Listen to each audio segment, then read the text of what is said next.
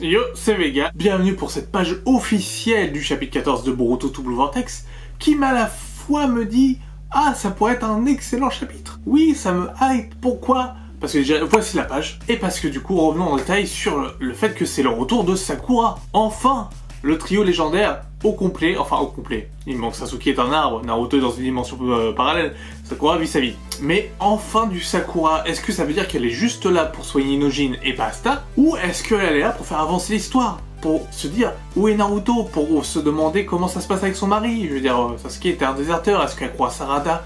Quand Sarada dit que Sasuke, aide Boruto parce qu'il y a eu l'omnipotence, etc.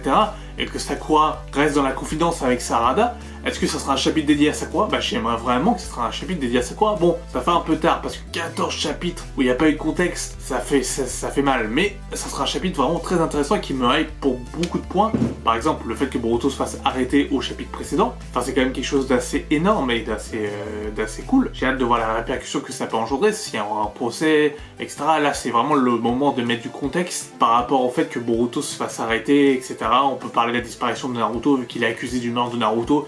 Donc j'espère qu'on va parler de ça, et de l'impact de la mort de Naruto, enfin de la mort de Naruto sur le village tout entier et sur les 5 villages, espérons, parce que ça tous ne limite pas à Konoha, même si on a l'impression que depuis qu'il y a tout Blue Vortex, tous limitent à Konoha et il n'y a que Konoha qui existe, mais non, il y a toujours bien les 5 villages, hein, donc voilà la réaction de Gaara, etc.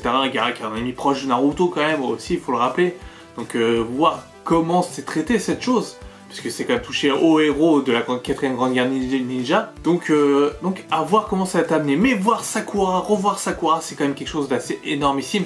Et alors, il y a eu plus de dialogue que Sasuke et Naruto réunis dans tout le vortex pour l'instant. Et oui, ça fait mal quand même de se dire ça. Hein. Ça fait clairement mal, parce que bon, j'aime bien Sakura, hein, mais en vrai, il faudrait plus de dialogue avec Sasuke, qu'ils exploitent plus le filon maître-élève de Sasuke et Boruto. Peut-être dans l'animé.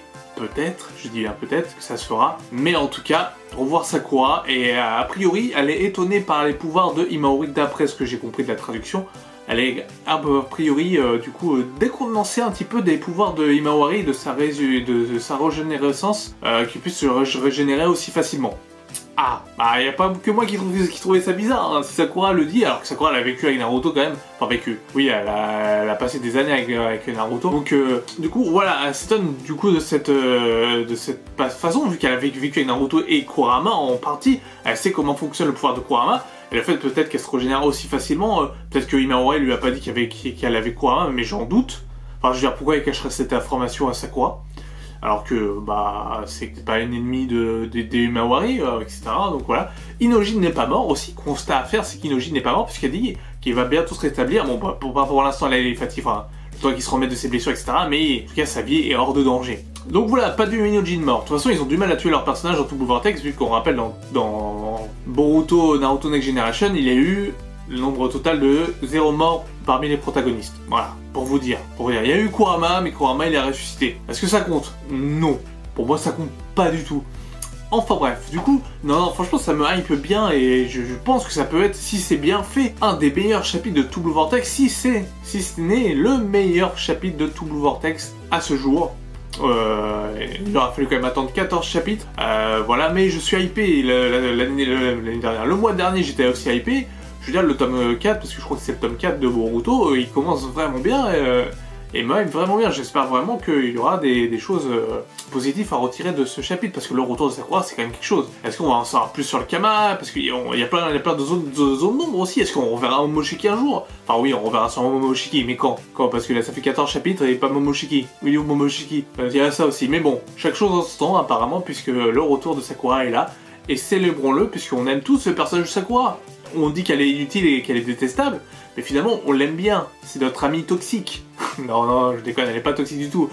Franchement c'est cool, moi j'aime bien le personnage de Sakura, il n'y a pas d'ambiguïté, j'aime bien le trio Naruto, Sasuke, Sakura. Donc on voit un des protagonistes, et puis Sakura, je rappelle que pour le top 99 de Naruto, elle était numéro 3 du classement des personnages les plus préférés des Français, du monde. C'est ce qui est énorme. C'est-à-dire qu'il y a une grosse fanbase de Sakura, même si que sur Twitter, Facebook, etc., on voit une haine déferlante sur Sakura, mais alors, à moins que les gens soient maso et qu'ils veulent des histoires sur des personnes qui détestent. Après ça, c'est autre chose. Mais bon, Voilà, alors j'ai pas grand chose à dire dessus parce que la page est voilà, et j'ai un peu expliqué ce qui en retourné. Du coup, bah voilà mes attentes. Mes attentes, c'est plus de contexte, voir le ressenti des personnages, un chapitre plus calme, plus posé, etc. Avec des enjeux avec Boruto qui est au prison et qui va être jugé. Voir comment tout se déroule et comment le nouveau système a pu se mettre en place par rapport à l'ancien de l'époque de Naruto. C'est un peu mes attentes par rapport à ce sujet. Donc voilà. En tout cas, c'est un chapitre que j'attends avec impatience. Franchement, j'attends vraiment. Il sortira le 21 septembre sur Manga Plus, sûrement toujours à entre 16h et 17h, donc voilà, dans ces eaux-là. Donc n'hésitez pas à aller sur Manga Plus quand vous pourrez. Et nous, on se retrouve très bientôt pour cette review, pour la review du chapitre 14 de Boruto Double Vortex. Portez-vous bien, je vous dis à une prochaine. Ciao, ciao.